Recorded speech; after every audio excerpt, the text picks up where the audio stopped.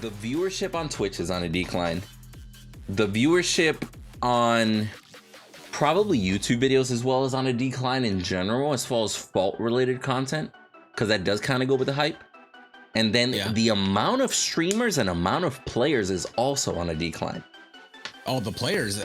I looked at the graph a couple days ago, and I thought there would be a spike with the release of Decker and Grimm. It's still fucking... Bro, it went up a little bit, yeah, but it's still a consistent decline.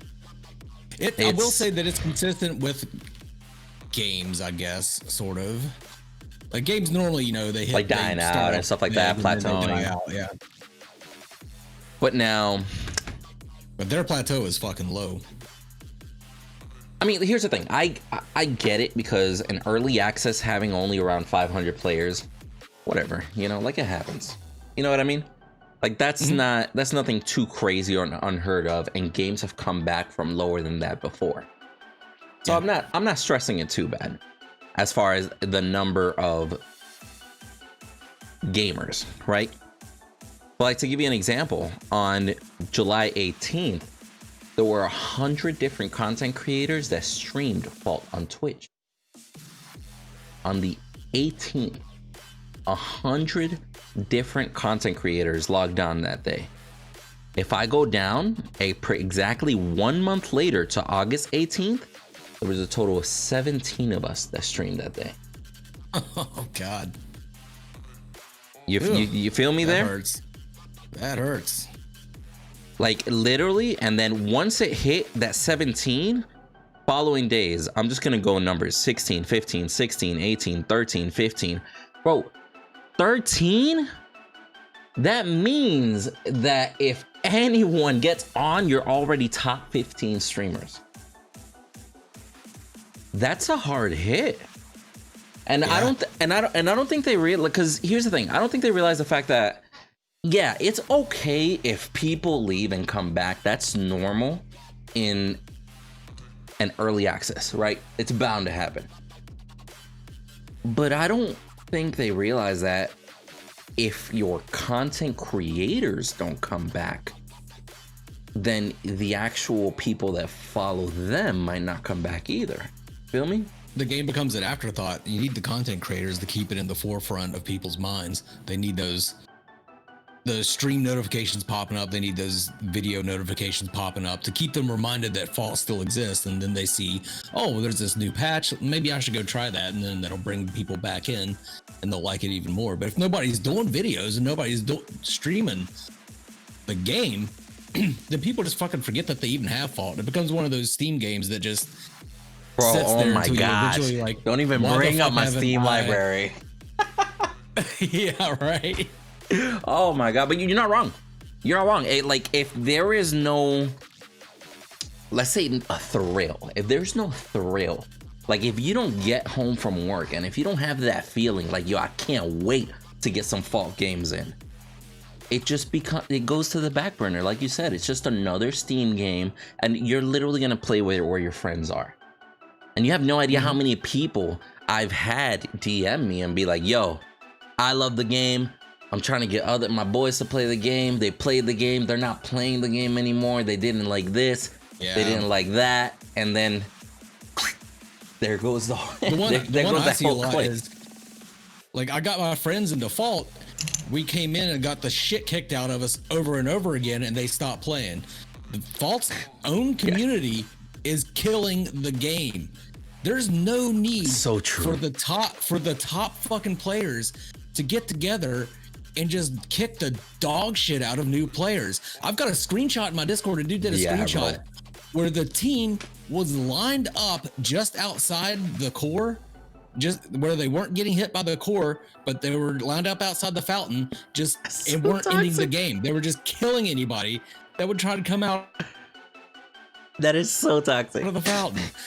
How fucked up is that? There's nothing preventing you from doing that, but who does that? Oh my God, bro. What kind of fucking asshole does that? That's some Devil's Rejects level fucking sociopath bullshit right there. Bro, oh my God. I would rather be murdered in real life Nah, chill. No, but yo, could you imagine being on the like the losing team, bro? If I was on there and I'm like a Murdock or something, staring at these bitches in front of my core, I swear to fucking God, I would be raging so far. Like, leave me alone. Yes. Like, yeah, this guy was on the losing team. The picture that he sent me was view of them all lined up, ready to kill them as soon as they set foot outside of their fucking fountain. Oh my gosh. So here's here's the thing. The community is killing the game. I don't disagree, but I think besides them fixing matchmaking, I honestly think if they turn off that in-game chat with team, people would probably stay more. You feel me? Because I don't give a like let's say I'm a new player. I don't give a fuck how many times somebody starts pinging retreat. Okay, good game. I don't give a fuck, right? I'm still playing my game. But as soon as I see that message in the corner, Windu, you're trash. Bro, my fingers are getting ready, bro. Who the fuck you calling? Like, I want to so bad. You get me? And I'm trying to keep a bit like a higher standard because I'm an influencer. But I'm in matches at like almost every single match, unless it's just straight viewer games and I got them in the chat with me. Almost every single match. If there's a random, yo, what are you doing? Yo, you're trash. Oh, look, our duo not rotating. I'm like, oh my gosh. It's just, I personally think, and this is just advice for them in general, turn off that in-game chat. As much as you think it might be useful, I think at the current state, you're fucking the game up by having that in-game chat in there. Change my mind. Because that just opens up a level of toxicity. You can always mute it, right? Well, but here's the thing. Like, I get reports, and I've seen players that go in, bro. Hey, yo, which one's the buy button? How do I upgrade my abilities? Or like, let's say, for example, I know Paragon players, Diamond players, decent players, been playing Fall for a week, play with me, and I'm like, hey, yo, bro, don't forget to invest your favor. What do I do that? What? And I'm like, bro. You're the one I see all the time is, where did they I can't see health bars. Health bars, I'm like, hit X, man. Just hit X. Right? Oh my God, thank you. I wish the health bars would stop disappearing. Like, they gotta fix that bug, bro. I'm like, hit X, bro. You're fat fingering the fuck out of that. I'm gonna be real with you. Bro, I do that shit in the middle of a team fight, honestly. Fuck it, bro. I'm just swinging until they go down. I'm blind faith this shit. I don't have time to hit X while I'm holding W and shit. Fuck that. Yeah. But nah, bro. Like, here's the thing. Nobody, they're not gonna get rid of toxicity. We know that, right? Right. You could go any MOBA. Hell, you could probably log onto Nintendogs and find some toxicity in that bitch. You feel me? Like, it's just one of those things that you're not going to be able to escape. And yeah, sure, you can have a report feature, but you know how many people don't know that L is report? That would not be my first instinct. I would think hit escape and the report thing pops up. You feel me? Or it's just listed beside their names at the end of a match, but there's like, the matches just kind of end, so. Yeah, they just end, and then by the time you hit accept, you're like, oh, I didn't report. Fuck. Oops. Because I do that shit till this day. Like, when people tell me, it's like, yo, report that bug, I'll end the match and be like, hey, yo, Ryan, I'm gonna be real with you. I totally forgot to report that bug. My bad. I'll send you a clip later. But then, yeah, they're not gonna be able to escape it, and that's fine. But then they also don't have the player base to be able to segregate new players from experienced players. Mm-hmm. You feel me? They don't have a tutorial or an AI system, or they don't have like, hey, your first 5 matches determines your elo sort of deal. They're just more along the lines of, hey, you just started, you're in the middle of silver, which is where 80% of the population is. Good luck. And then you got all these players that literally have like 80 plus hours now playing with a brand new person because they haven't been able to climb out of silver. Because the population of the game is so low if you're in gold, you're already a top 1,000 player. Oh, no shit. Think about it. I'm in gold with my viewer games, and I only do viewer games, and I'm like, fuck it, everybody knows. Fuck my elo, I don't give a shit. I am here to spend time with my community. And I'm still a top 1,000 player. and that just makes me realize, I'm like, okay, so there's only 1,000 motherfuckers above me. And that means that there's like 30,000 beneath me somewhere in the low gold, silver, bronze region. So then you consider all that, and it's like, okay, so if that's where most of the population is, why is a brand new level 1 player being placed a little bit higher than mid-tier, the average population? Yeah. You follow? And then just get stalled. Yeah, bro. If you don't play basketball, why am I gonna be like, hey, those guys come here all the time? Go with them. You'll be fine. With their numbers right now, I could log in right now and be in the top 400. Bro. He said log in and be in the top 400. Huh? I see what you did there. But I'm just saying, man, like I feel like there's things that they got to also do. Because again, devil's advocate. I can see them trying to establish a standard now because they're going to have to establish a standard later. Which honestly, I'd love to do that segue now into monetization, because I want to start with this statement and then I want to see you go off on a rant, to be frank with you. So here's my thing. If, and this is going to be with a big if they decided, let's sell the epic assets at a cheaper price, $1, $2, $3, something like that, right? Nobody would be mad. Like, people would, I mean, some will still be mad. Granted, nobody's ever happy. There's gonna be one keyboard warrior out there that gets salty. But everybody would be like, you know what? At that point, like $1 or $2, I get it. They're just trying to monetize, but they didn't actually create them. They're just charging for like the work that they put in, etc. But then I can totally see, if you don't get gamers, viewers, etc., and you know this as a content creator, if you don't get them accustomed to a certain level of expectation from you, when they come back, their expectations are going to be all over the place. So imagine those $1, $2, $3 skins, and now they make their own skin $8. Everybody's going to go buck shit crazy, like, hell no. Fucking $8, you guys are money hungry. What happened to $2, $3? You get me? Right. But being realistic, $5 to $10 for a really nice skin is not unheard of in the world of MOBAs, FPS, whatever, just in the world of video games. Like, it happens. I think it's perfectly reasonable. That's what I'm saying. If they created the skin, yeah. Well, and that's where the conflict lies, because I get what they're doing of setting a standard, and when those new skins come in, putting them right about on par with the rest of the skins, with the rest of the ecosystem, and they fit in. People have a choice between old skins, new skins, etc. So I get that mindset. But at the same time, I get what would, like, I see the other side of the coin, and I was like, hey, I know that they're charging what seems like a lot for assets that they did not create, but they also did put in the work. So at that point, you got to establish, it's like, okay, well, how much is their work really worth to the gamer? Right. You follow? And considering most of Fault players are Paragon lovers that for years were like, yo, I'll give you $100 right now if you let me play this game. Mm-hmm. Now those same exact people are complaining about an $8 skin. So where do we draw the line? I did a little bit of ranting there. I want to hear you.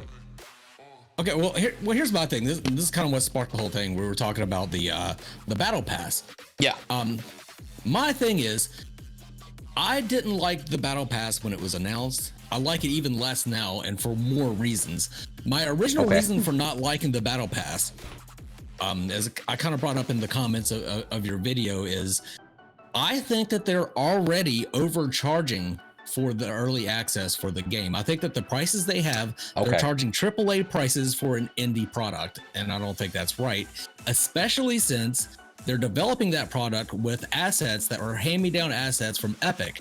So whenever you're developing a game, a vast majority of the money, actually, well, it goes to marketing, but actually creating the game, a lot of that money, a lot of your budget goes to character creation, designing that character, animating it, rigging it. They didn't have to do any of that. There is work involved. They did have to do work. There's a lot that goes into making those characters work in the game, but they didn't have to do any of the shit that a normal company would have to do to bring their game into an early access state. Yet they are charging the same price as those other companies. And I don't think that they need to do that. So that's a different matter. Like I think that's already too high, but if they want to charge those prices, whatever, but then putting a battle pass on top of that, because the games do need to sustain themselves. They do need to make money. I 100% agree with that. I want these games to last. And to do that, they need to be able to pay people. But the battle pass, completely unnecessary right off the top. I can see that. So how about this? What if they decided to say, hey, you know what? If you buy into the early access, you get all the characters that we released during early access, because that's our thank you to you for being in the early access and participating, right? But then as soon as the game is free to play, you start with like your 5 characters and you grind your way up. Similar to how like the Masters Pass back in the day had every character for the rest of the life of Paragon as a thank you. You get what I'm saying? Like like when you list it that way, like I get you, because you're charging for the entry fee, and then if you want all the characters unlocked right away and a little bit of gold to spend on skins, there's an extra charge. And then on top of that, you got the battle pass. But then on top of that, that still won't cover the $50 or so that you're gonna have to spend just to get every single skin in the game currently, not including the future one. You follow?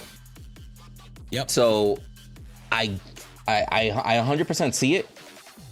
And here's the thing. I don't disagree with how they're trying to monetize, but I do get what you're saying. Like maybe it's a little bit too early for them to monetize that heavily.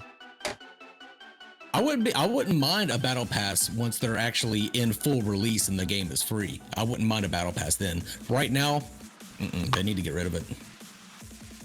What if they're doing the battle pass to kind of try? Bought a battle pass. Yeah, but what if they're doing a battle pass, like, you know, because this is like season 0 battle pass, right? Like, what if they're doing a battle pass or what if they did a battle pass as a test trial? Oh, what happened to our Discord call?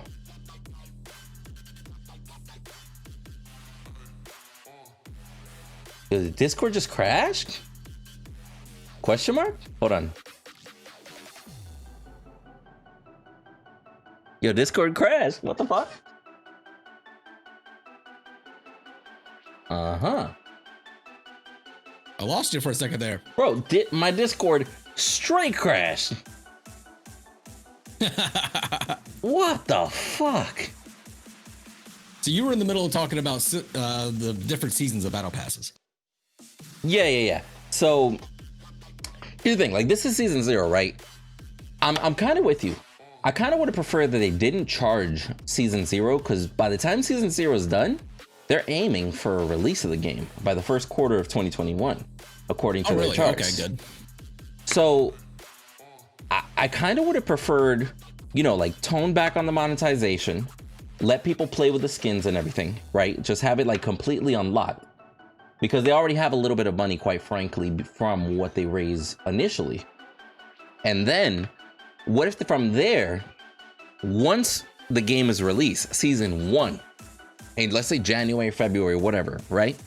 Then at that point, the same battle pass that they just tested, because they're getting used to the rhythm, the same battle pass they just tested, then monetize it. The same skins that everybody was able to play, now they're locked behind their prospective currency amounts. You get me? Like, people would I feel like people would understand that a lot more, as far as, hey, during early access, you could use everything. Now that the game's out, things go back to normal. But, you know, since you guys helped in early access, here's like 30,000 gold or whatever the fuck. You feel me?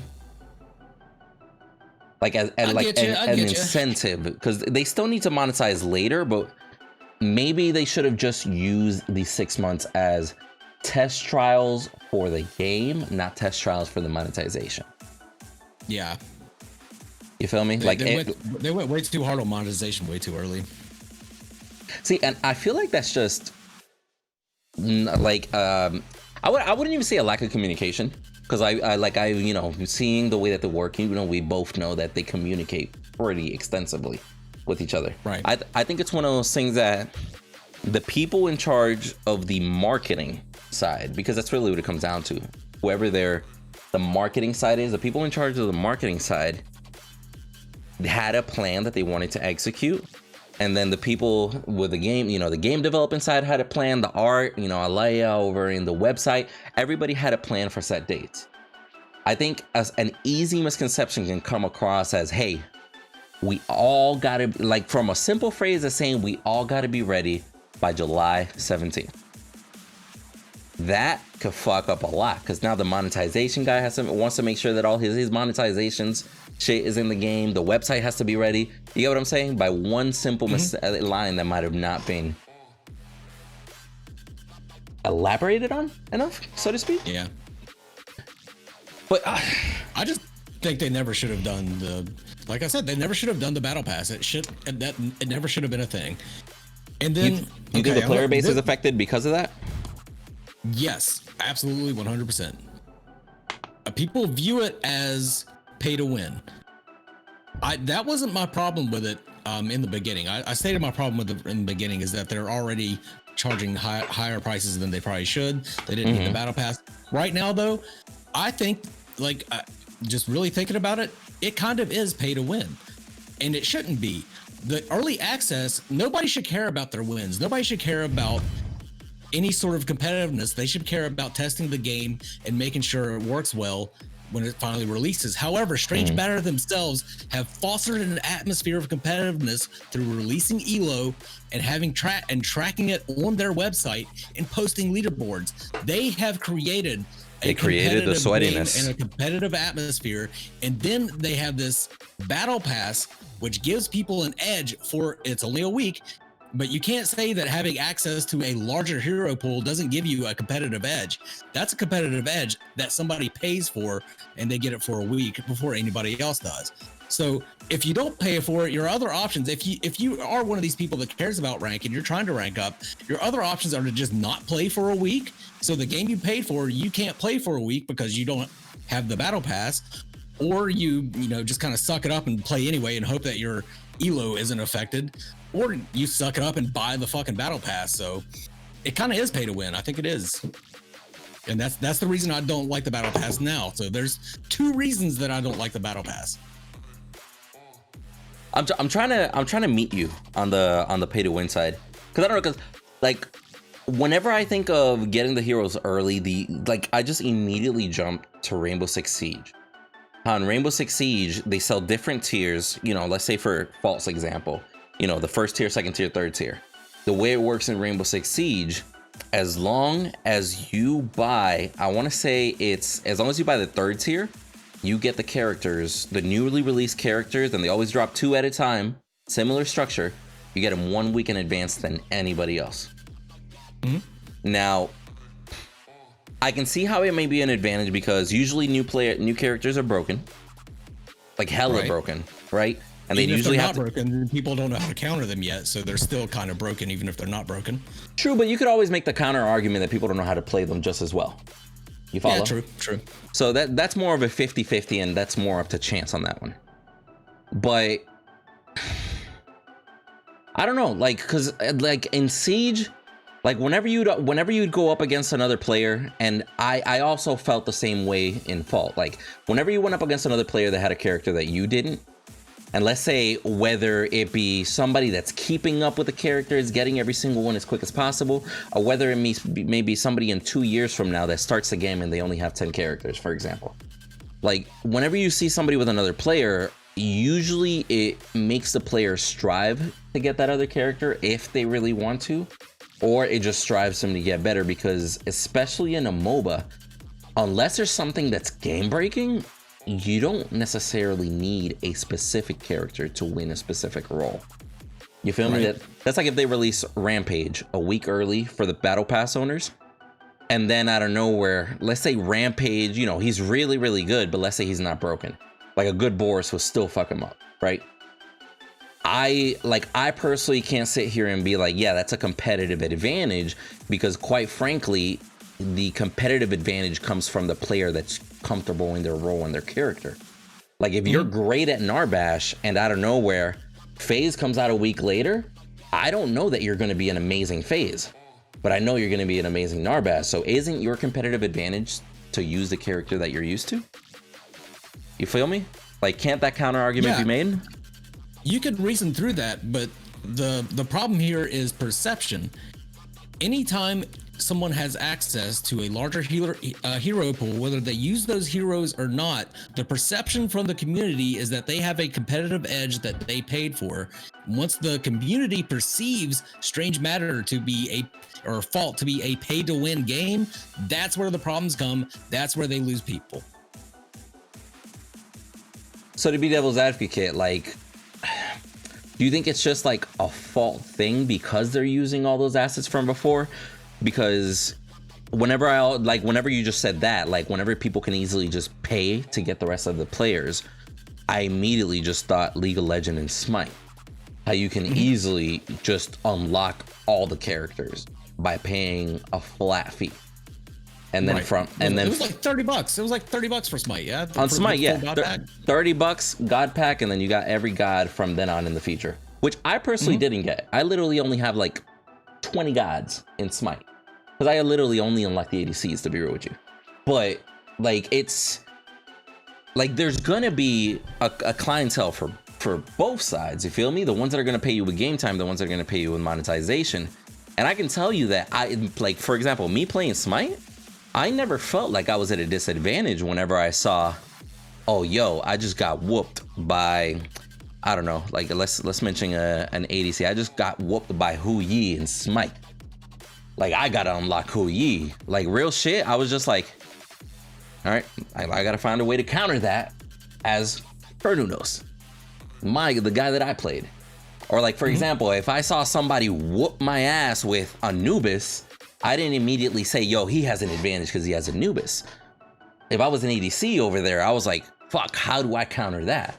Because I'm just focused on my bubble, which oftentimes, let's say like a Gideon main isn't gonna rage because Decker and Grim are not available for the duo laners. Like honestly, Grim is probably, like, Grim mid, maybe if they bring him in there, he might care. But besides that, he's gonna be like, I don't give a fuck, that's not my role. You follow? So what happens down the line, though, when they do bring in a mid laner like Muragesh, and Muragesh just fucking shits on everybody, and then that person that doesn't have access to Muragesh because they didn't pay for a battle pass, how are they going to feel? They're going to feel that they only got beat because that person on the other team paid because they had Muragesh. Wouldn't that be more of a... I get it. I get your point. I get your point. It's just like, you know, and my mindset is also different from the average consumer, of course, too. I do realize that.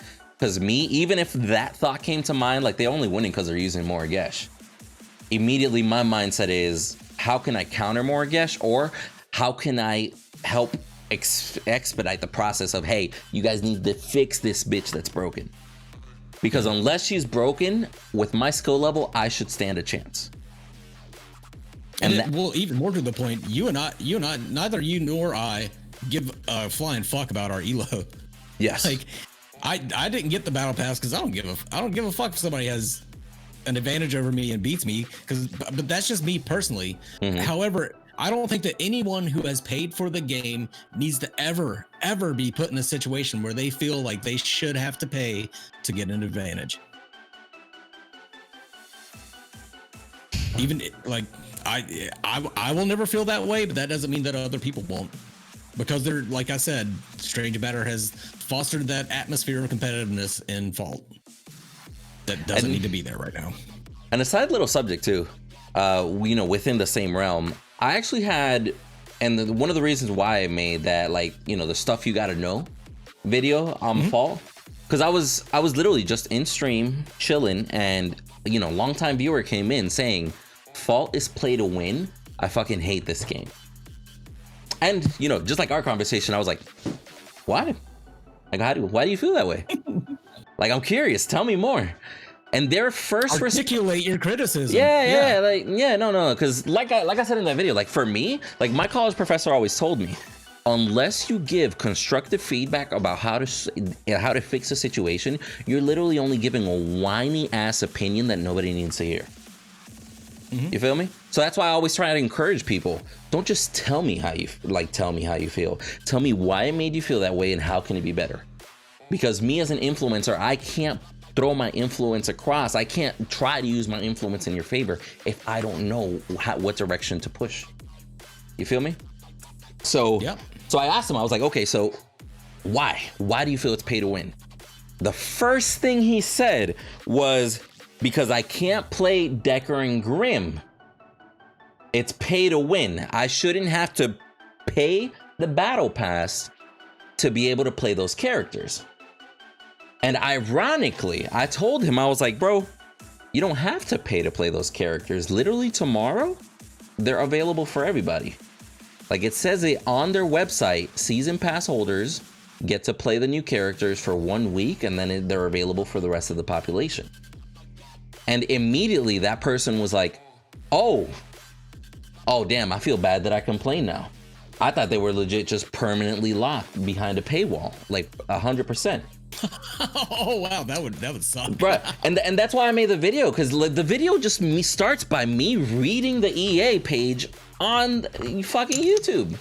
Yeah. Like, because you know how many people don't even know that, and this is, they got to do something about education. They honestly have to. Like, relying on us content creators for education, it's not bad, but they got to do something. I don't know what more they can do though. Well, here's the thing. What can they do, though? I'll tell you, they put that shit everywhere. Well, no, I'm gonna have to defer there, because I'll put it to you this way. Okay. How many videos do you have that if every single player that played the game, they could benefit and it would increase their gaming experience? Like, can you at least count could you at least count to 10? Trick question. I know you can. Like videos that people could see, and whether it's explaining the favors, whether it's your Narbash video that you came out with, the how to Narbash, great video by the way. Like I DM'd you, I was like, yo, this shit's fire. But I was like, how many videos like that you look at, and like for example, do you know how many your how to Narbash? Let's use that as an example. How many views does it have right now? You know the number? Could you look that up real quick? Probably not many. My YouTube channel has been doing too well lately. Let's see. Well, and that kind of goes with what we were saying. Like the fact that the content the excitement of the game is falling. Since our channels are so heavily inspired by all this content, if their excitement of the game falls, their excitement of the content is going to fall as well. So oh ouch, 654 views. That's very low for me. Okay, not for you. After that long. So for you, definitely, and it's an amazing video. So let me put it to you this way: you're saying that they can only do so much, right? How long has that video been out? A week, right? Yeah, something like that. Since September 4th. 4th. Yeah, so about a week.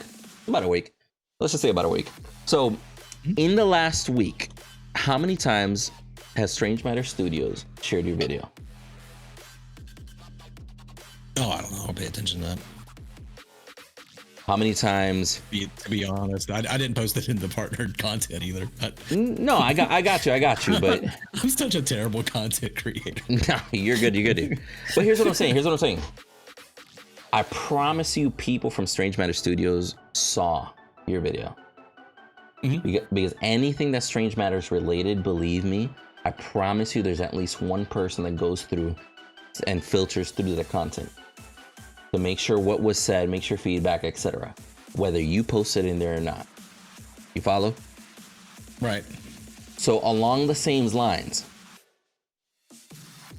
they have how many people in their Discord? More than 10,000, right? Yeah.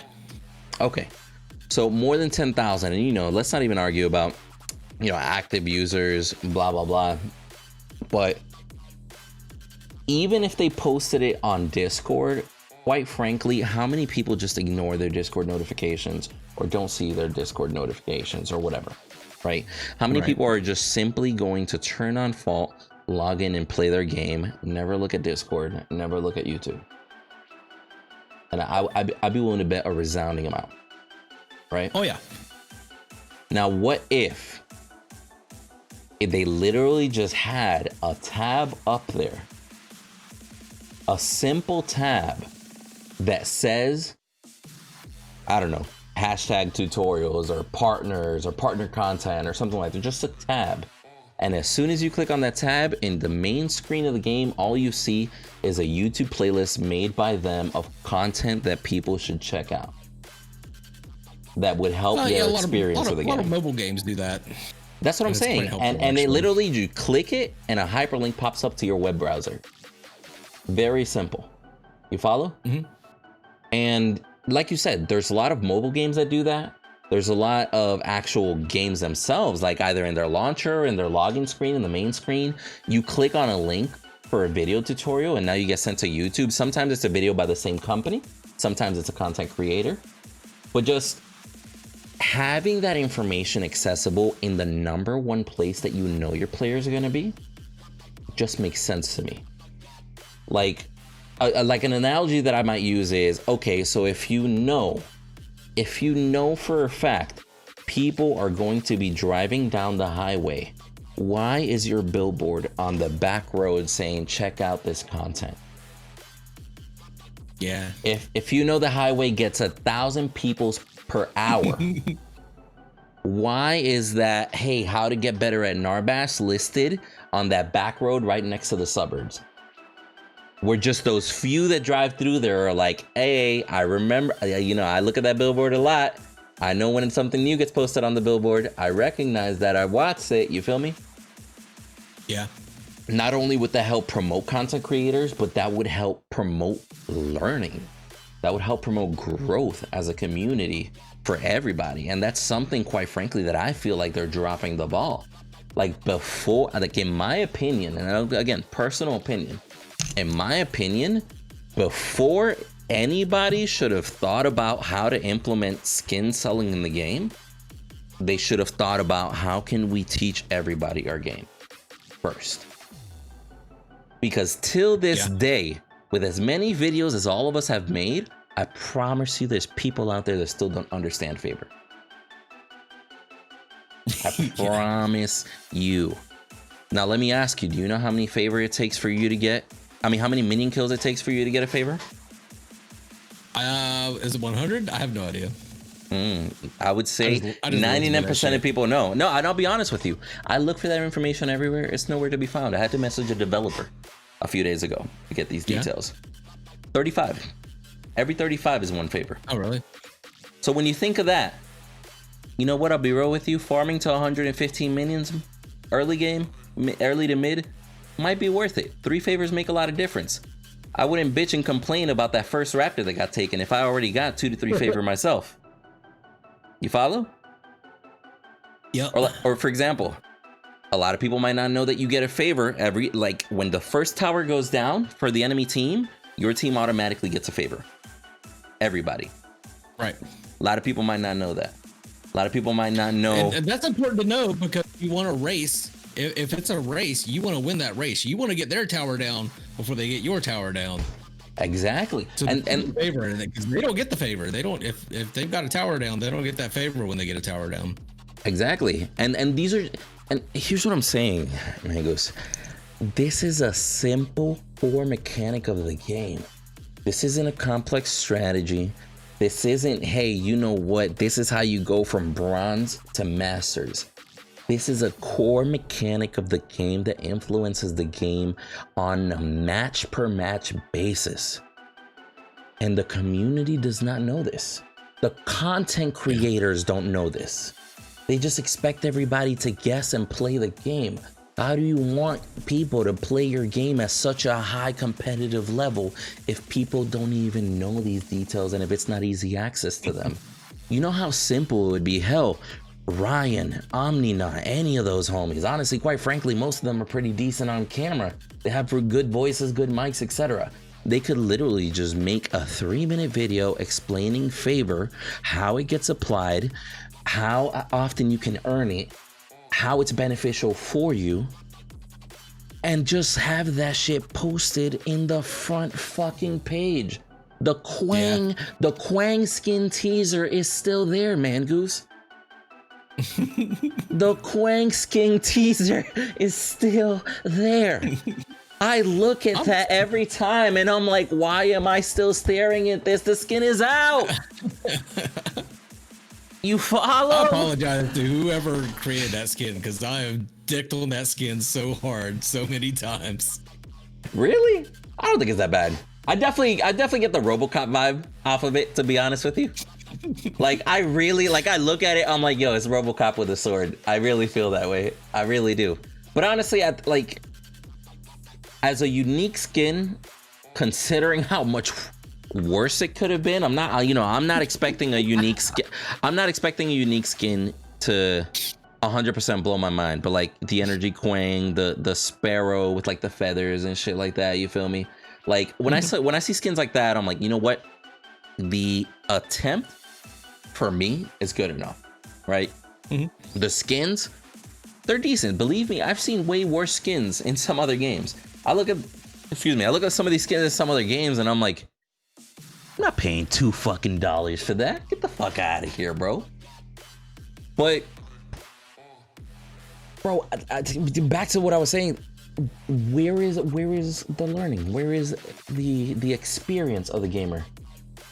Because, like you said, those new gamers that come in and go up against the 5 stack of masters and get shit on, if they had at least just a few videos to watch before they went in, or how much easier would it be if you're playing with a viewer that's new, and if you told them, hey, do me a favor, go to the playlist that they have on there, on the content tab, and watch the first 5 videos.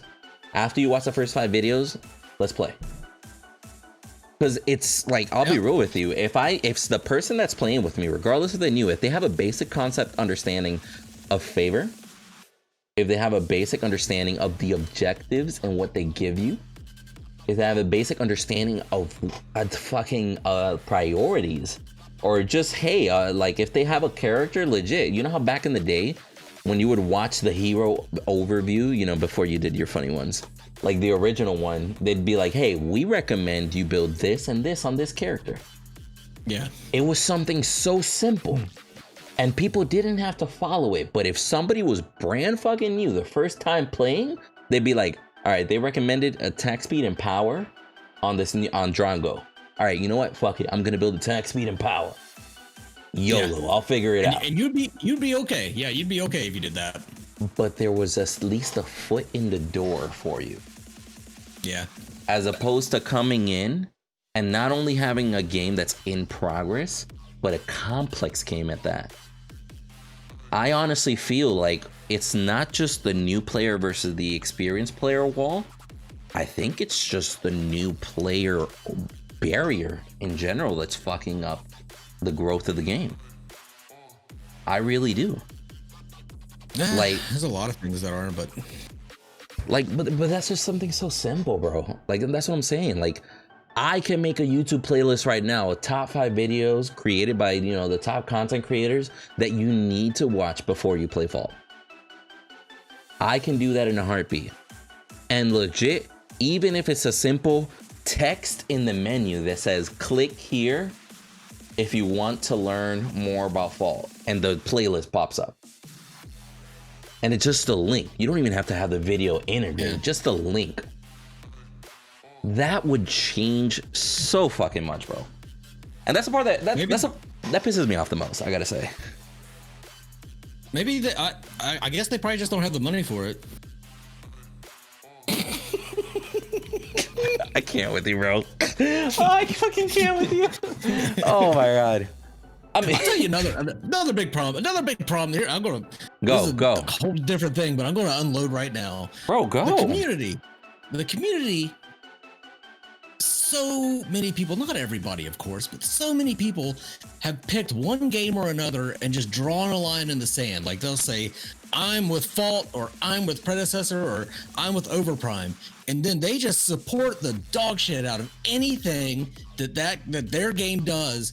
And then just trash on the other ones that the other games do. Like both, like all these companies, every single one of them are doing very good things whilst also making mistakes. But it doesn't help them at all, because like actual quality suggestions and constructive criticism are just lost in a sea of fucking white knights and whiners. And like nothing can get through because of all this shit. And like, that's true. The 1% that yells. They're all surrounded by yes men that are trying to inflate their egos by blowing through their assholes. It's not going to fucking work. Like that's not going to help. That doesn't help anybody. There needs to be constructive criticism out there. You can't just agree with everything anybody does. Like somebody said in my Discord, like Fall could say that they're doing loot crates, and there would be people out there like licking their assholes and telling them thank you for doing loot crates. Like that's 100% true. People just support the shit out of everything that their game does, and then like if the other game's like does some incredible, amazing shit, they're like, oh fuck that sucks because of this, and this. That's the only time they actually fucking form a fucking cohesive opinion. But it's starting to piss me off. It's getting under my skin, man. Bro, and I'll be real with you. I think it's, sorry if I offend anybody, but I think it's stupid as fuck to pick one now.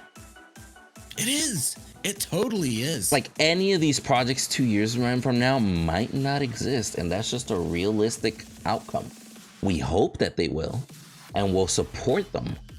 But I'll be real with you. You know how many games, and obviously we all know Paragon is an obvious example, but you know how many games by AAA developers, like how many games were like, yo, this has potential, this has a future, and it just got shut down, or they just stopped development and started working on something else. I got mobile games that I feel that way about. You know how many mobile games that I'm like, yo, I fucking love this shit, bro. I'll fucking spend hours here, be like, hold on, babe. Wait, hold on, I'm almost done, wait. And I'm literally playing a dead game that hasn't been updated in 3 fucking years. Like, it's ridiculous, and at best, like the nicest word I can say is naive. To make a decision now, as a viewer, as a content creator, as a gamer, to choose anybody. And that's why like if and I'm sure because you keep up to date with my content, and like for example, you as well, like we're objective, we speak our mind, but at the same time we don't burn bridges. You feel me? Like we're unbiased. Yeah, but we also, because here's the thing, you can honestly sometimes be unbiased and just open up a storm that by the end of that video, people are gonna be like, hey, y'all, I'm gonna be real with you, I don't know if we should affiliate with Windu after what he just said about us or something. You know what I mean? Like people that know me off stream, or like the individuals that see me like at once my stream is shut off and still chill with me in the Discord, they know that as a content creator, and you know this too, there's a certain expectation, like a certain standard that we hold ourselves to. And there is, we still try to deliver news, we still try to educate and all that, and we still try to give back feedback. But at the same time, it's foolish of us to burn any bridges, because who knows if Fault might be the next League of Legends in 10 years. Who fucking knows? You get me? Like, granted, some might call it wishful thinking. I'm not gonna deny that. But who fucking knows? You feel me? But anybody that picks a favorite, burns a bridge, or wants to just dedicate 100% of their dedication towards only one project, I honestly think they're fooling themselves. Like, change my mind on that. I need to go back through and find all the comments, because I know they exist. I know they're out there, of all the people who are like, why are you even covering Predecessor? Fucking just go with Core and just stick with Core. Where the fuck are you at now, buddy? Great job there. Great job. I stand by what I said in my video. Core is legit like that girl that I used to talk to came back and she's like, "Hey, we still cool? Like we still talk? Like, hey, you want to hang out on Thursday? You want to do what?" Like, bitch, you stopped talking to me 6 months ago. Like, what the fuck? I DM'd you and didn't get a DM back. Like, what the fuck are you talking about? No. This bitch ghosted me a year ago. For real. The fucking Exactly. And bro, I could go for days on that subject. But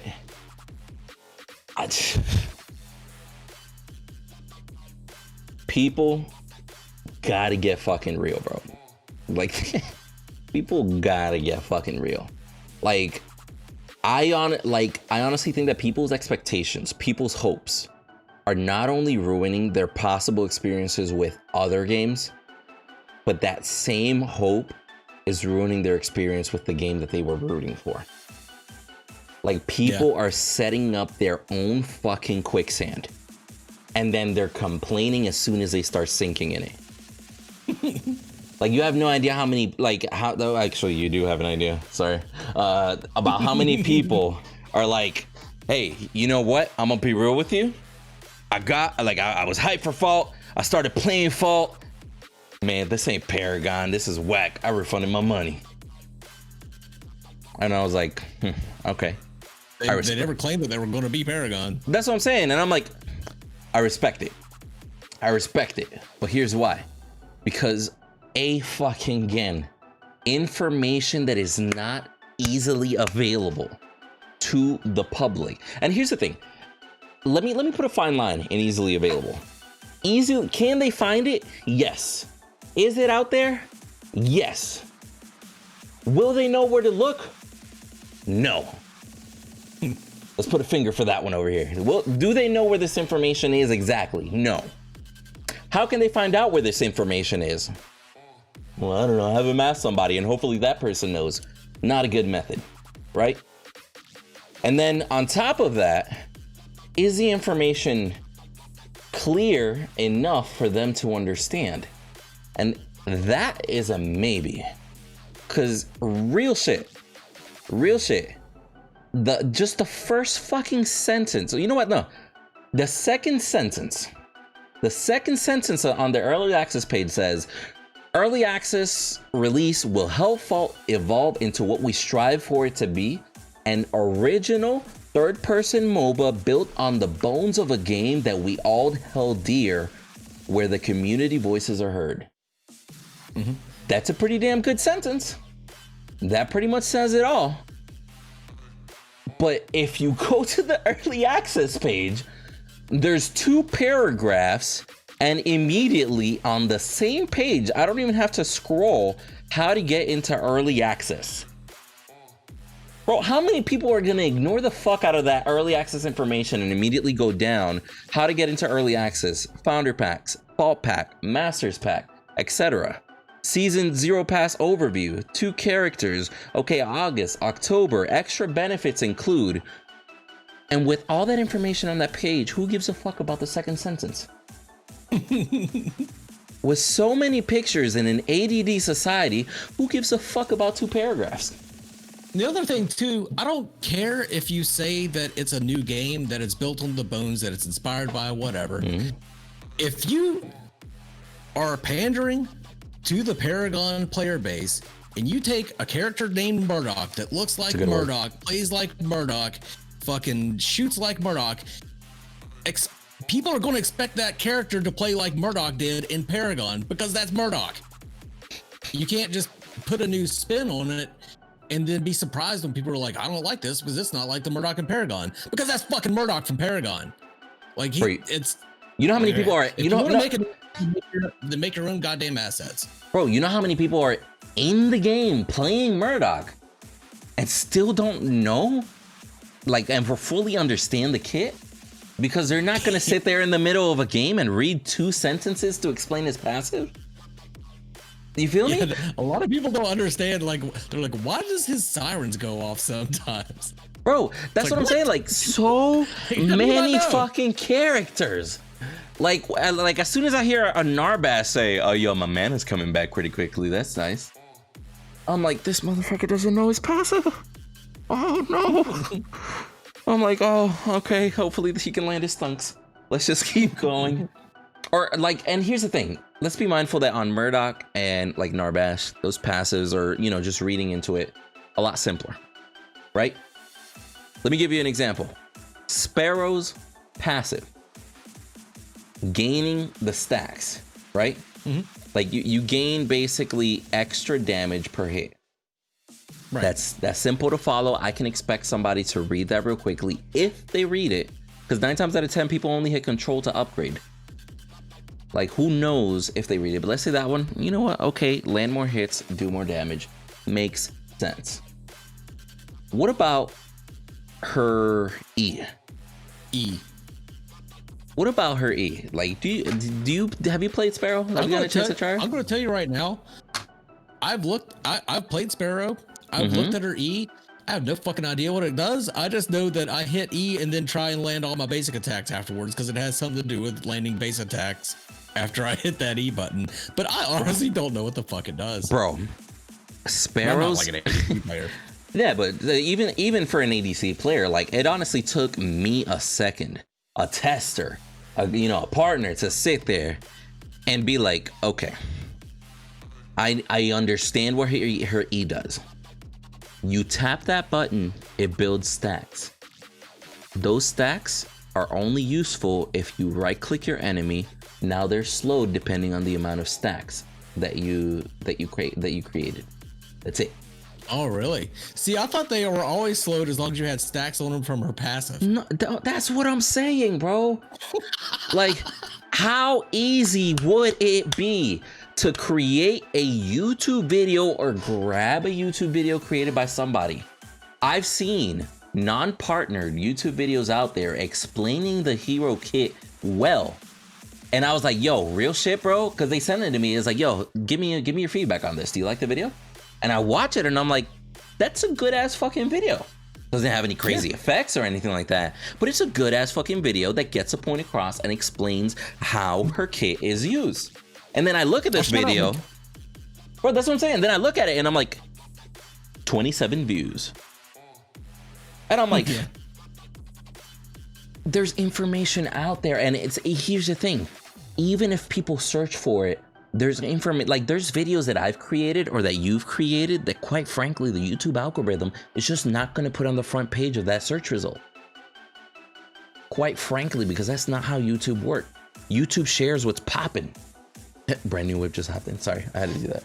But YouTube shares what's like relevant. And if it's not relevant, they don't want, that's it. If you want to watch those old videos, go to their channel and search through there. Like, old videos are not that friendly in YouTube unless they're still relevant in some way and got some crazy traction of traffic. Because that's the way it works. And it's just one of those things that, again, if there was a simple, here's how Sparrow works link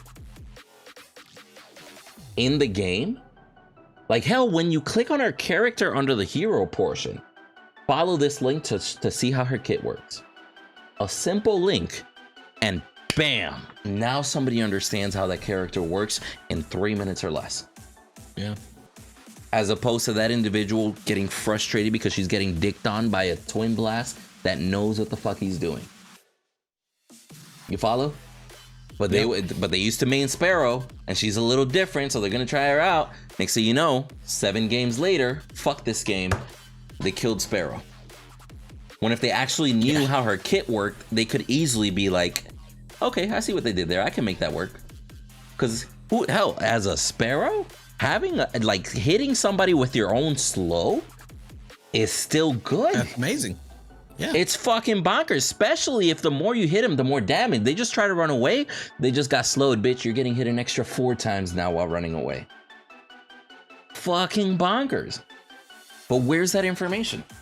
It's out there. I just want to take a quick second shout out. Jelly Knees and McKinchy both make really, really good videos that they just don't get a lot of views because they're just they haven't.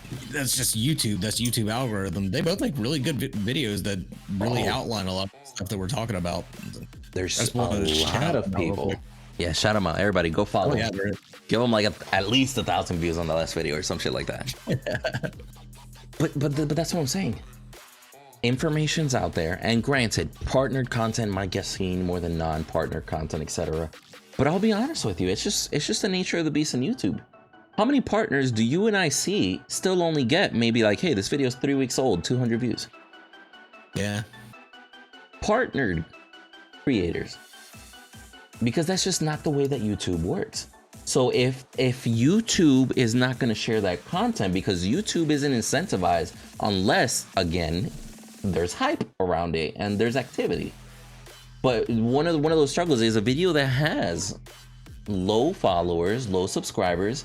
What traction are they going to have unless people like us start putting them on blast, which we still do and try, but it still doesn't do everything.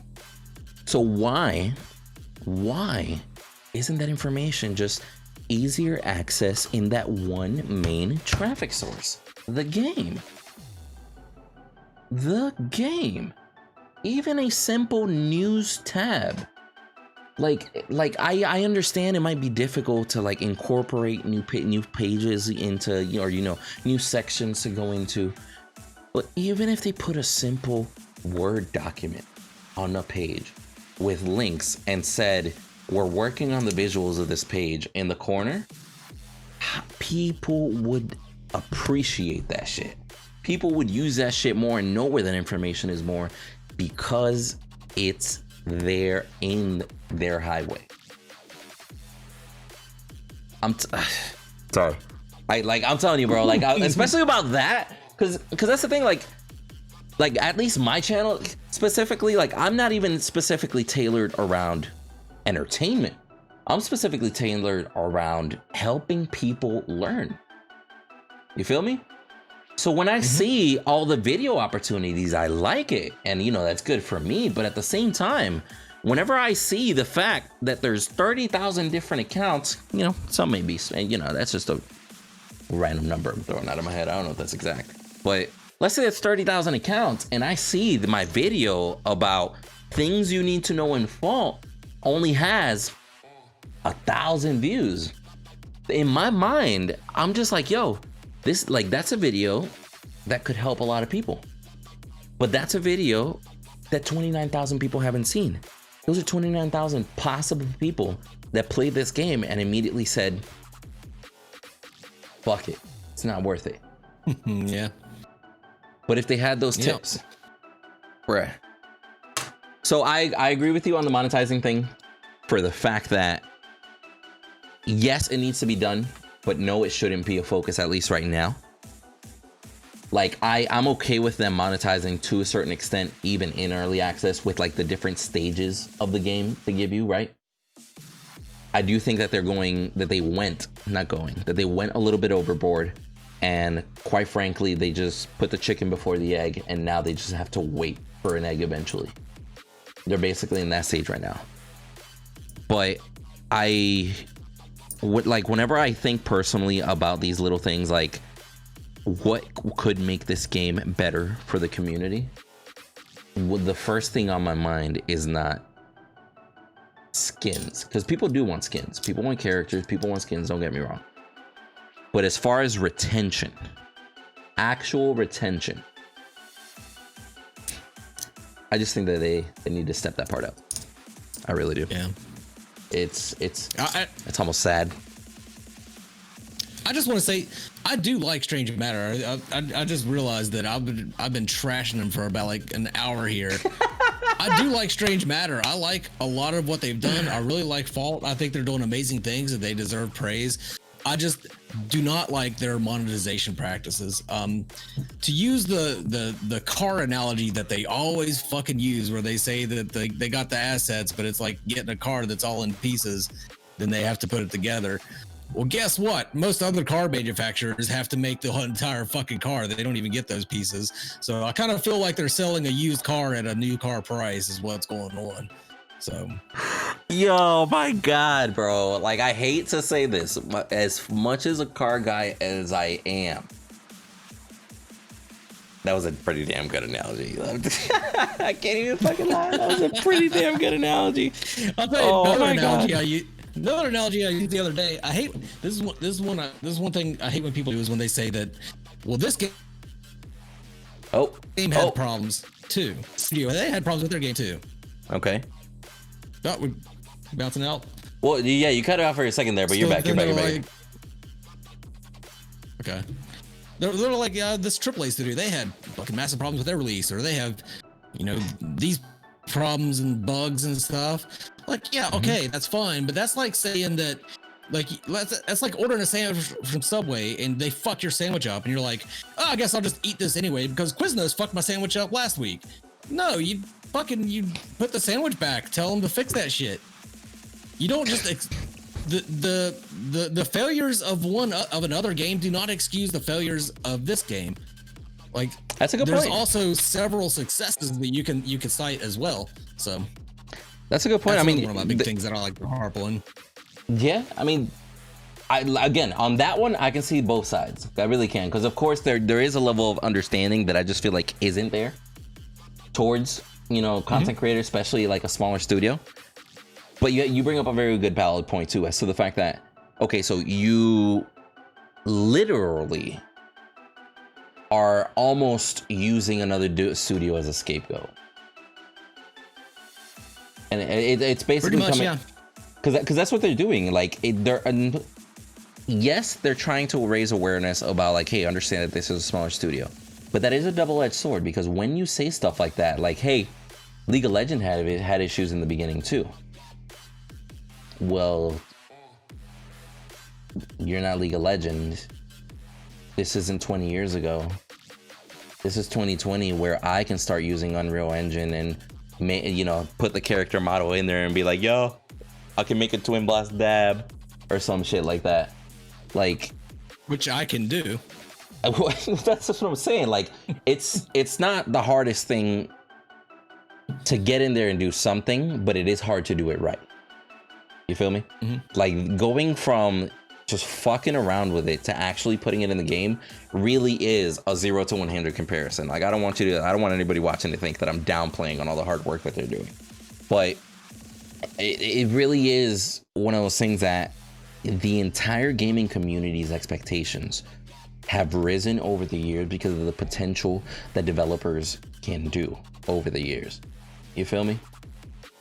Mm-hmm. Like, and I get where you're coming from. I get that, because it is a double-edged sword. Why is that a valid excuse nowadays? Like, if it's been happening for 20 years, why is it about, like, can shit happen? Yes. But why focus on the fact that it happened and use a scapegoat, as opposed to just simply putting your feet on the ground and saying, we're sorry it happened. We hope to have this fixed by the end of the week. Yeah. You follow? Yep. And I know that Strange Matters as a company, like, as far as official announcements go, that's what they've done. You feel me? But as far as, because I feel like that point, shit like that, they're in their Discord or on the Reddit though, and the fucking white knights in their community will burn you down. Well, that's what I was about to say. I feel like that's statements like that come out more from the community. You follow? Mm-hmm. So I can't really penalize them, like Strange Matter Studios themselves, for that mindset, because that's not a mindset that they're instilling, and that is a mindset that they're trying to steer away from, because they're not trying to compare themselves to other MOBAs. They're trying to be their own thing. You feel me? Right. So I do feel like it's kind of unfair to put them in that category of the justification, but that is, everybody that defends them does say that. And I gotta say, like, even me at some point, I've been like, whenever somebody's like, yo, all these bugs, because that is a very good example to use, quite frankly, not even on the defending side, but whenever somebody says like, yo, all these bugs, and I just reminisce, and I'm like, does nobody remember Gray Box Grux? Does nobody remember that a Rampage, as soon as he got that ult, in the first 10 minutes of the game, that man was tanking an inhibitor and then leaped all the way back to his fucking T1? Nobody remember that shit? Nobody remembers Grux coming out of nowhere? All you saw was this little bone high five in the air, and then pling, one hit, 5-man insta shots. Nobody remembers that. Nobody remembers when like Aurora would be randomly flying for no reason. Like, and these are little things that, like, I still remember Morgus throwing a hive on me, and the hive did not turn off for 40 fucking minutes. That's fucking AIDS. You were in the core watching your life tick back, tick back. Fucking AIDS. Well, you know why that is, right? Well, you know why that beehive lasted so long, right? I'm already worried. What? Because fuck you. That's why. Yeah. Okay. Well, that's what that's what I'm saying. Like, I get it. Like I get that people use that as an example because, hey, bugs happen, and quite frankly, a lot of people are being hella fucking harsh because they do expect. Because it's very hard to get understanding across the people because they do expect, because those assets were from somewhere else, they expect that shit to be flawless. And that's why I'm saying, like, I'm not downplaying the 0 to 100 aspect. Like, a good example, like the example I gave on my stream is like, okay, so if starting at 0 was like literally they have nothing and 100 is a full working project, they got the assets. All right, best. So now they're on step 9. So they skipped a little bit in the beginning. It would honestly be the same equivalent as if they hired a company, paid for it, they created the assets, they created the sounds and the animations, and then just sent them a file and be like, here's your new hero. They're not heroes created by Strange Matters, and quite frankly, in a lot of other MOBAs, if you really think about it, they really do outsource a lot of that work sometimes, mainly based off of time crunch. Yeah, but they pay for it. Yeah, but they pay for it, exactly. So it like the fact that it's free, I understand the monetization part and charging for something that you got free, etc. Like, that's an amazing point on skins. Like, a skin that you got for free and you're charging $7 for. I understand that argument. That argument is on a whole nother level as opposed to the character model, which you still got to make work. You follow? Gotcha. You get that there? Like, I do put those on two very different sides. Because just because you got free assets, like, hell, we can both go into Unreal Engine now, grab some random ass free assets, and if you tell me to make a game, bro, I'm literally gonna send you an application to play tic-tac-toe with me. So I'm like, yeah, fuck that, bro. Here's a link, download that shit. I'm not doing that. Like, straight up. But if you literally, like, if I ask you, Mongoose, to go into Unreal Engine and put a skin on a character, would you be able to do that? Absolutely, yes. I know that's probably not the answer you were expecting. No, that's it. That's exactly it. No, that's the answer I was expecting. Yeah. That's the answer I was expecting, because I know you fucked around with that shit, just being bored or whatever. But that's what I'm saying. Like, you are in no terms considered a designer and a developer, excuse me, in that world, right? Can you dabble here and there? I mean, sure. You learned along the way, YouTube, friends, etc. You feel me? Yeah. But charging $7 to be able to use a skin for me is on a totally different level and a huge different conversation we gotta have, as opposed to charging money to play or to unlock this character or to use this character early or stuff like that. Because that's where the season pass makes sense to me, because it's a brand new skin that they created, and then on top of that, it's a character that they rigged, and the benefit is you get to use it early. Everybody's going to be able to use it eventually, but at that point, you're basically, that part's paying for their work, and I support that. Do I disagree with the price? Maybe. Do I disagree with the amount of content? Maybe. But I do support the general idea of supporting content created by them. But but as far as grabbing that skin from Paragon and charging people for it, that's something that I'm like, I would have at least locked it behind an in-game purchase only, to be honest. Yeah. And I know that limits the monetization, but if I would have seen, I don't know, like the Black Ops Twin Blast, and then you hide it behind an in-game paywall, fuck it, I guess I gotta grind if I want that skin. But I promise you, as much as people would bitch and complain, they would bitch and complain more about using real, like the option to use real money, because you don't have to. They'll bitch and complain more about the option to use real money than they would about just having to grind for something that literally is free. It's like, hey, well, you know what? We won't take any money off of you, but your gameplay, your time in game is worth more than $5. You follow? Does that make sense, kind of? Like, I don't know. Like, let me open up this Pandora's box.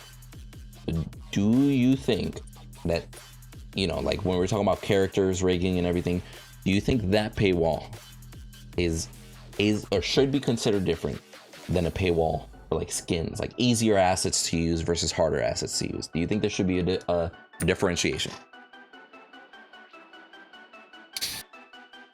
Yo, I got him looking up. As far as skins go, I don't mind the monetization of skins as much as I do access to heroes, to tell you the truth. Really?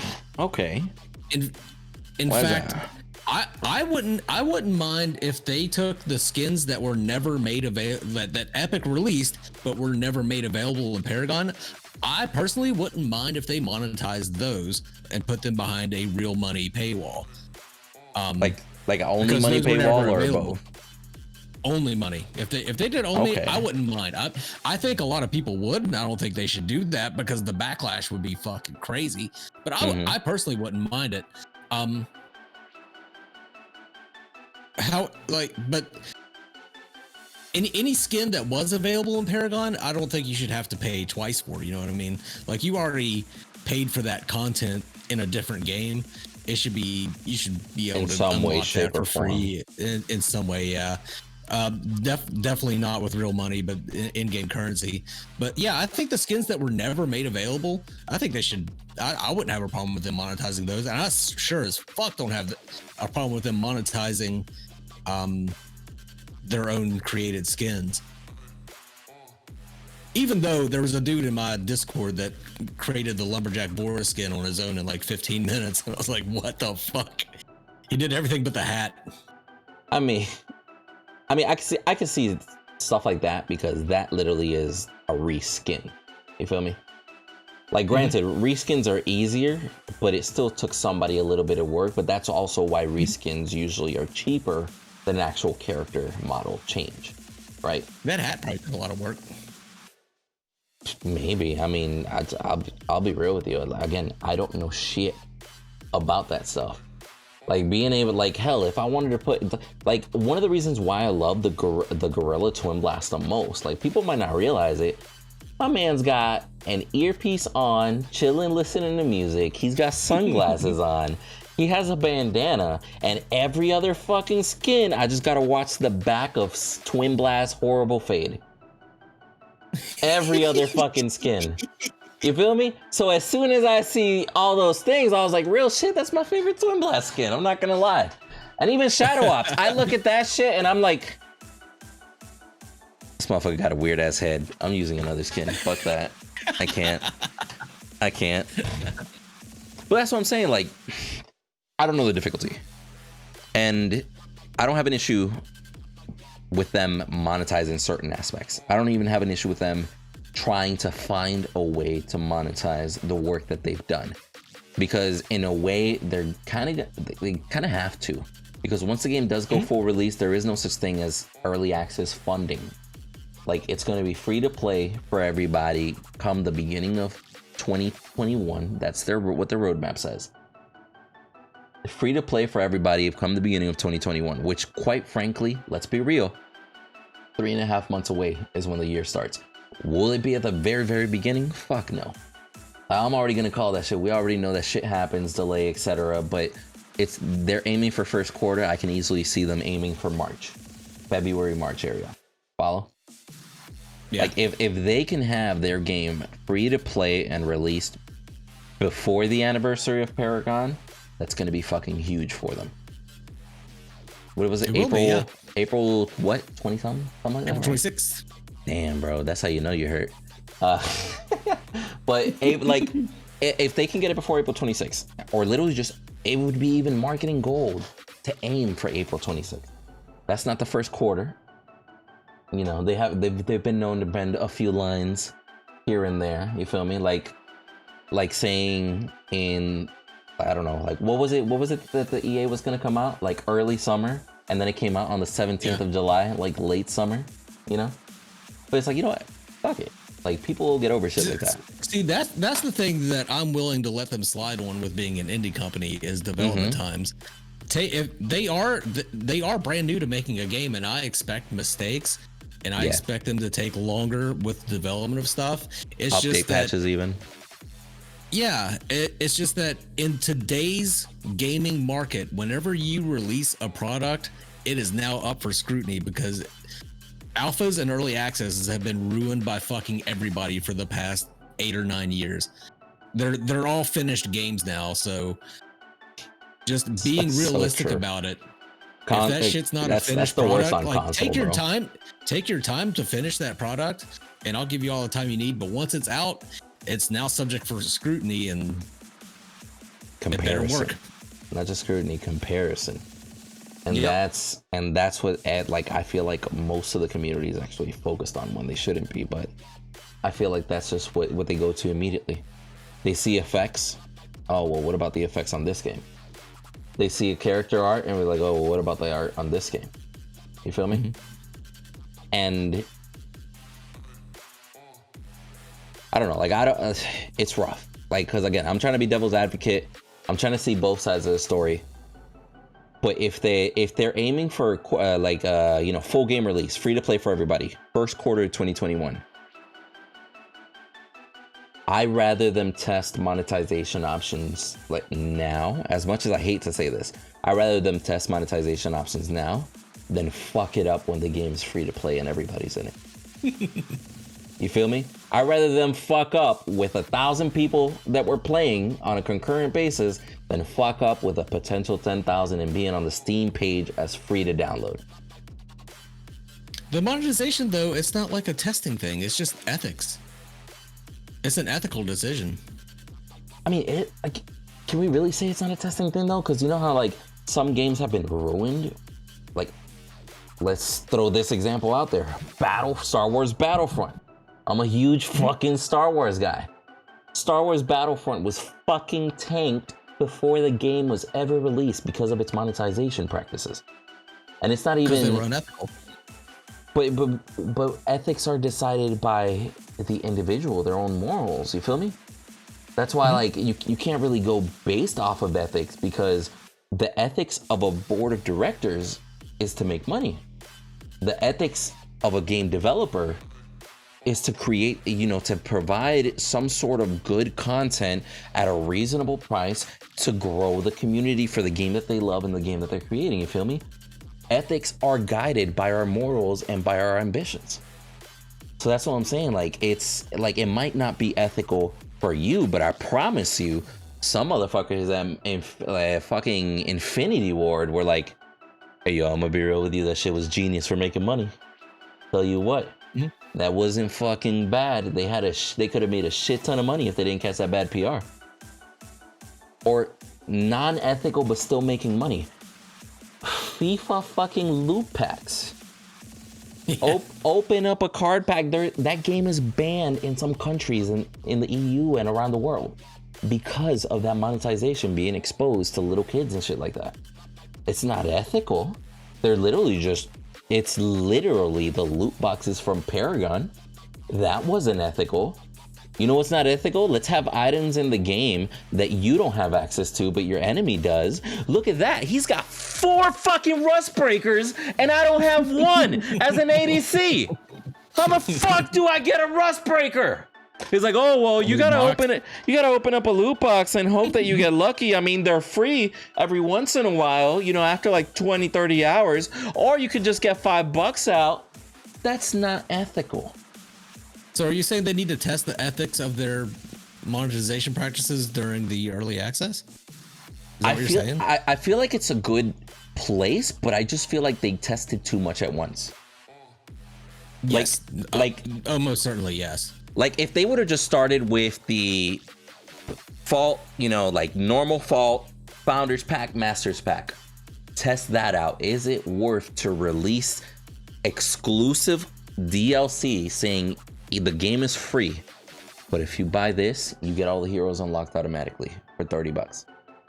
Is that a worthwhile thing to test and practice? It's worth a shot, but you definitely don't want to just implement it and say, this is the way it is now. You feel me? Yeah. And I'll give you another example. Let's say once the game is out, is it worthwhile to do a battle pass? Do we have the content, the structure? Will the community be okay with 2 characters every 2 months? They're spoiled from Epic's every 3 weeks bullshit. And that shit was unrealistic even for Epic. They gave us fucked up characters all the time. So now they're like, okay, so 2 characters every 2 months. They're literally almost the same workload with just what? Like an extra 20% of time or whatever the fuck? It's not like it's still a huge fucking time constraint. So should they test that? Yes, maybe next season pass they're gonna learn from their mistakes and be like, hey, 2 heroes every 3 months. You feel me?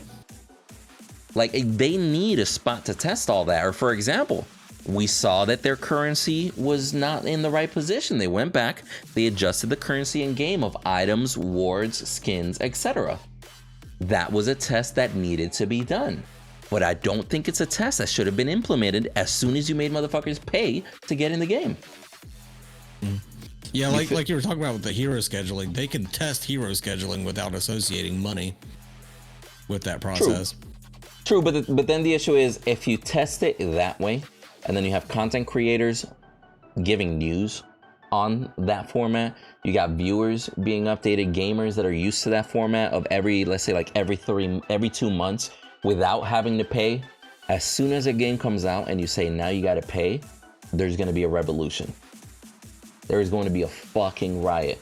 And that's what I'm saying, like the expectations, like whenever you're going to implement something that can be so abrupt, you have to come out with the expectation off the rip. If you plan on having some sort of monetization on it, you got to be upfront with it and say from the beginning, we're planning on having a battle pass with money. You feel me? Like that's something that you have to be clear of, because if not, the community will revolt and you're now known as even more money hungry than before, because you took something that was formerly free and charged money for it. You follow? Right along the same conversations and things that we've been talking. So I do feel like if they're planning on doing a chargeable battle pass, they needed to start charging somewhere. Because here's the thing, let's say they do, like, how much is the battle pass right now? I don't even fucking know anymore. Like, what is it, like 20 bucks? 20 bucks, right? Or something okay. Like that. So 20 bucks. 20 bucks. Let's say for this example, at least 20 bucks. So if it's 20 bucks upon release, based off of the feedback they got, too expensive and not enough content, etc. Now they can be like, okay, so we're gonna do 2 characters and 3 skins instead of 2 characters, 2 skins every 2 months. And instead of 20 bucks, 10 bucks. Now that the game is open to everybody, they have adaptable data, they can adjust, and it's better moving forward. So that's why I like as that businessman mindset that I got, as a salesman for so many years that I've been, I understand that, because you gotta test the waters. If I'm trying to sell you a car, I'm not just gonna walk up and be like, hey yo, Honda Civic, 30 grand, where you at? You're gonna be like, the fuck did you just say 30 fucking grand for a Civic? You wouldn't buy shit from me, you feel me? But let's say I did that, and then I realized, hey, maybe that might not be the best approach. Let's say we do have a Civic for 30,000, one of those, the top of the line Civic, you know, turbo, blah, blah, blah. I'm not gonna get too into car details. I'm just keeping it layman's terms for everybody that doesn't understand all that shit. So let's say there is a Civic for 30,000. Am I now going to come up to you and be like, hey, do you like the car? Awesome. I'm glad you like it. Let's go test drive it. Let's see if you really like it. Yo, I can tell you really like it. You gotta smile. Yo, honestly, bro, the way you're smiling, imagine the person sitting next to you when they're smiling. I'm smiling, and I'm not even driving, bro, and I'm smiling. Now let's do this. Let's work over the financing. only this much a month, and you can keep that smile as long as you want. Doesn't that sound like a great idea? Walk over with me, bro. But now, because I learned from my original mistake, I was able to come back as a businessman and present not only something because it's still the same product, but it seems better for people, and simultaneously, I don't come off as money hungry because it's about you. You get where I'm coming from? And quite frankly, whenever I look at all these monetary decisions, that's what I'm thinking on as a businessman. How would I have implemented it? And I am A-okay with them doing a battle pass. I'm A-okay with them charging. I do think $20 is expensive, personally, for any battle pass in general. Even if they decide to do only one hero every 2 months and lower the price, I would be okay with that. I would be okay with that. I think it's almost borderline greedy to ask $20 from a battle pass nowadays in general. Because you can't go into Call of Duty, into Fortnite, and be like $20 for a battle pass, and they give you one piece of content per level, regardless if it's shitty or good. That's 100 different pieces of content for $10-15. It's almost ridiculous to ask for 4 or 5 pieces of content in like a 3-month range and ask for $20. But quite frankly, and I think it's ridiculous to ask for it at all. I mean, I get you, but if they came out and be like, yo, $4.99, they won't make as much money, quite frankly. But if I told you, you get early access to 6 heroes and you get 6 exclusive skins for $4.99, tell me that's not a fucking bargain, Mangoose. You know what I would say? I would say, did I not just pay $40 fucking for this game? And that's why, what I would say. And that's why the timing was horrible. That's why putting that shit immediately, as soon as they just fucking paid money, is horrible. I'm not gonna say, hey, thank you for that down payment. By the way, I'm gonna need an extra $200 because of your financing. Hey, I know you just bought this used car at a new car price, but I'm gonna need you to lease it on top of that. That's what I'm saying. Like you don't. And part of me irks me because I know for a fact that they have individuals that have experience here, individuals that have experience there. But I feel like if they would have just simply talked to somebody that is educated in the world of business, they could have told you simple red flag as you might not want to throw all these prices at them at once. Even just putting a week in between them. You feel me? Like, just because you told them about the battle pass way long ago doesn't mean that it's now sugar coated and they feel like they're paying less. What did I say in your comments? I said, tell me you're going to kick me in the nuts. Doesn't make it hurt any less when you actually put boots to balls. That's what I'm saying. And it's true. It's not even just the principle that they were clear about it. It's just the fact that whenever people were there, the excitement. I get to play Paragon. I get to play Fall. Username, password. I'm logging in. I wanted this. Fuck it. I paid the $20. Where's my content? That was mistake number 1. Charging people and not having something for them to sustainably attach to.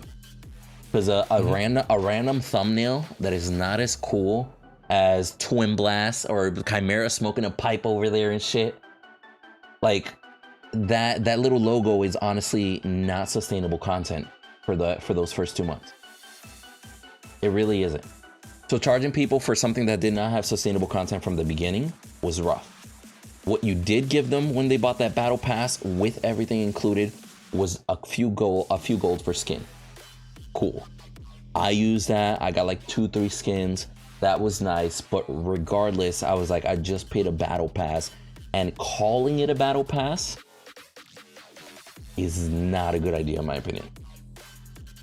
Because when people hear, like when you hear battle pass, anybody would immediately say Fortnite, Call of Duty, I'm paying this much for 3 months, but I'm getting so much fucking content. It's worth the $15, right? But to get to that content, I have to give them my time and level up because I can pay this money and still not get that content. And that's why a battle pass is successful, not because you're charging for the content, because you're charging them for the game time at the opportunity to get that content at a good deal. That's why a battle pass is genius. Because if you don't give me your time, I still get your money. If you put in the time, I got your money and your game time. And now you feel invested to put in the game time because your content is dependent on your game time. That's why a battle pass is genius. But when you come up and say, we got a battle pass, we're gonna give you this content for a flat price, but it's only gonna come through every couple weeks, every couple of months. At that point, you're already like, hey, so you're charging me more. I'm only getting content every couple weeks, every so often, and I don't have to play to get that content. I can literally log in a year from now and I got my Grim, I got my Decker skin and all that shit. Why would I, I don't have to. If I'm that individual that literally just plays once a week with buddies, I'll buy the battle pass for those cool looking skins and then flaunt them a year later when because I played a total of 36 games all fucking year. You follow? Yeah. It's not a good monetization practice. It could be. But just in the root of it in its own, it's just not. That's what I'm saying. I'm okay with this test trial. I do, again, horrible idea to put all these prices together and just throw that shit in your face at once. But they need to figure this shit out because quite frankly, they don't have individuals like me that could have told them from the beginning, yeah, don't do that. No bueno. No bueno. You feel me? And they can get people like that can tell them, and hell, maybe they've been told, but they just wanted to try something out. But real shit, they got to test that shit out. Eventually, they got to come up with something that's going to be good for the community. And they got to do that shit quick. Because if next season, if that shit goes live, everybody can play, and they don't have a good monetization practice, welcome to Paragon 2.0. What are they going to do?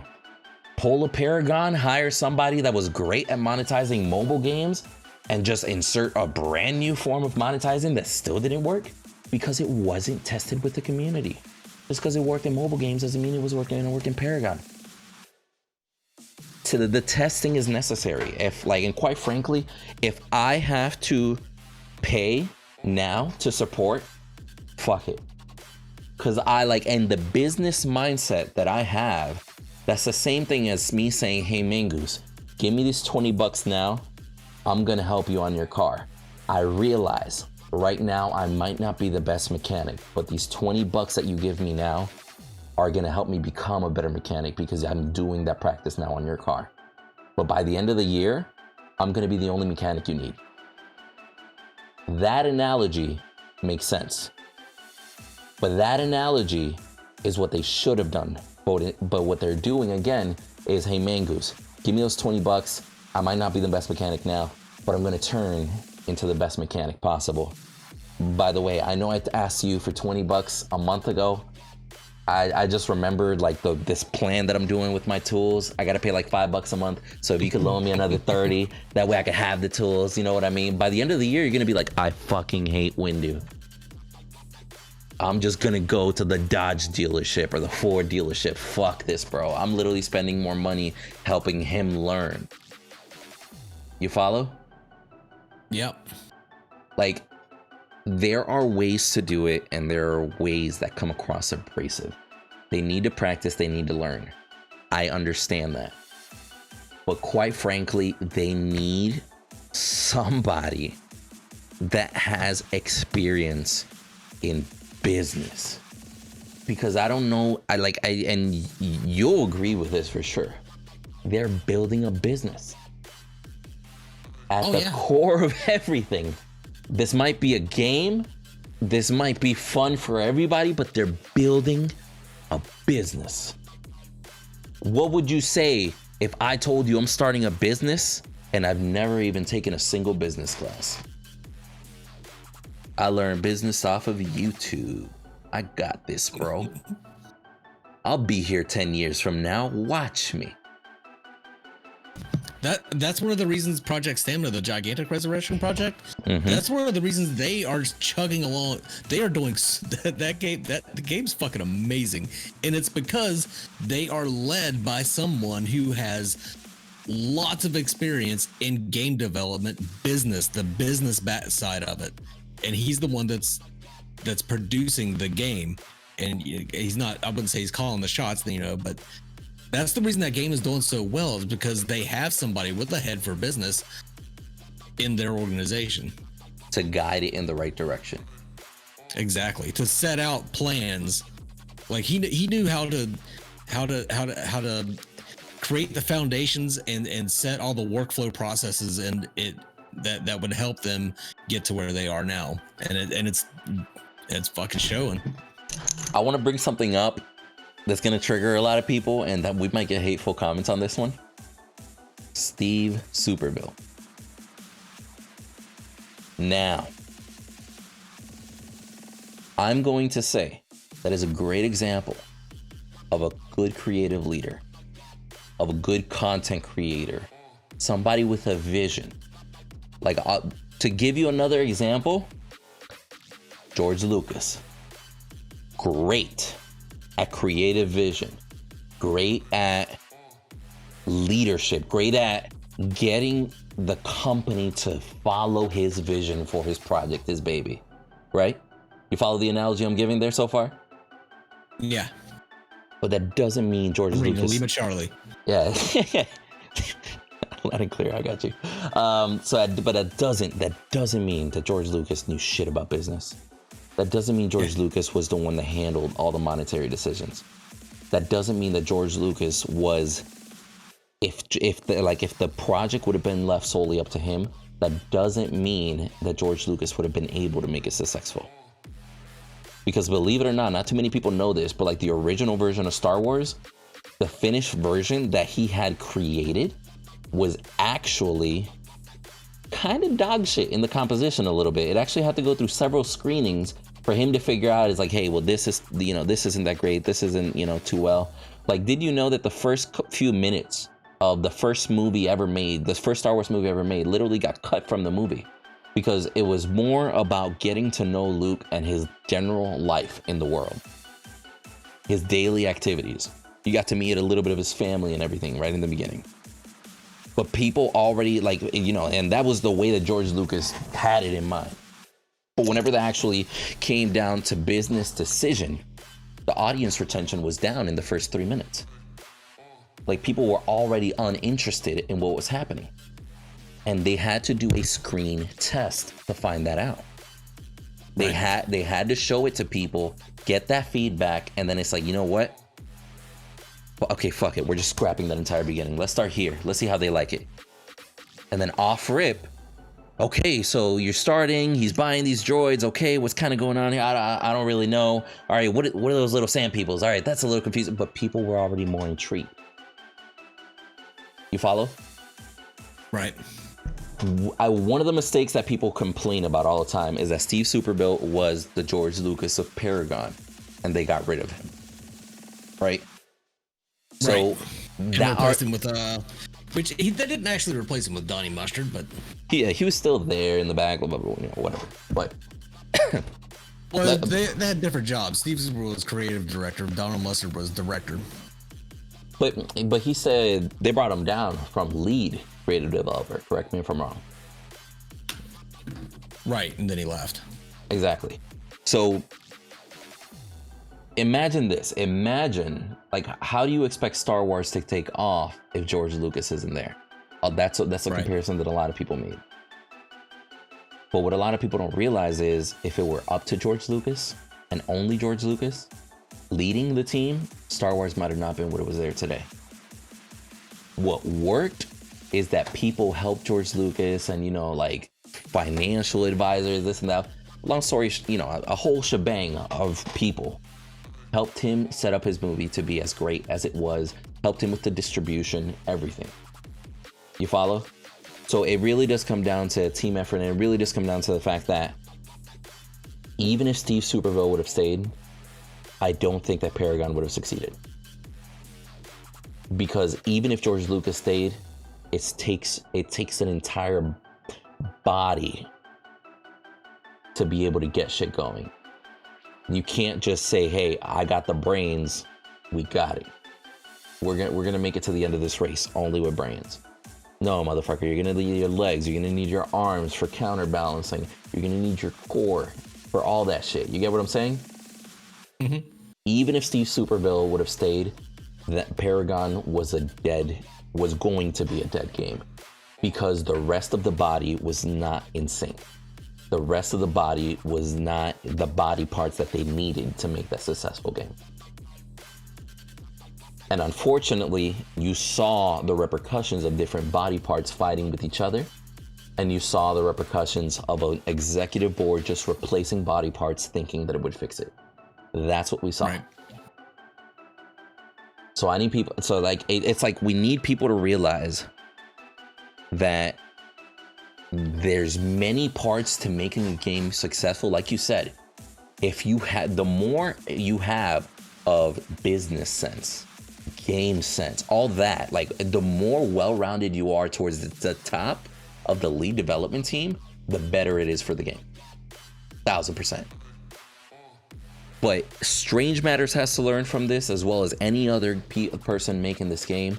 They need to learn from Paragon's mistakes, and Paragon's mistakes weren't necessarily the fact that they just failed or they changed it too much. It was the fact that they didn't have a ship with everybody going in the right direction, and they didn't have the proper direction, because it wasn't, like you said, it's not just a created lead developer, it's not just a marketing manager, etc. It's literally the entire, all the heads of that snake need to go in that same direction. And as soon as they start pulling in different directions, or I think we should do this, I think we should do that, the snake isn't going to go anywhere at all. And eventually their alternative is going to be cut off that head, replace it with a new one. And SMS, fucking hell, even Core over there wanting to make their own MOBA, they need to learn from that shit if they want to succeed. They gotta get all the pieces of the puzzle first before they can try and make and create the image. This is getting kind of long, by the way. We should probably end. Yeah, I was gonna say it's like 11:30. Oh shit, yo, we've been talking for an hour and 48 minutes. I might just post the whole chat just as a YOLO, to be real with you. Just like, hey, whoever's interested, here goes like an hour and a half of us ranting and shit. Yeah, fucking whatever those fault notes with Jelly Knees, it ended up being an hour and 7. So I just fucking posted the whole goddamn.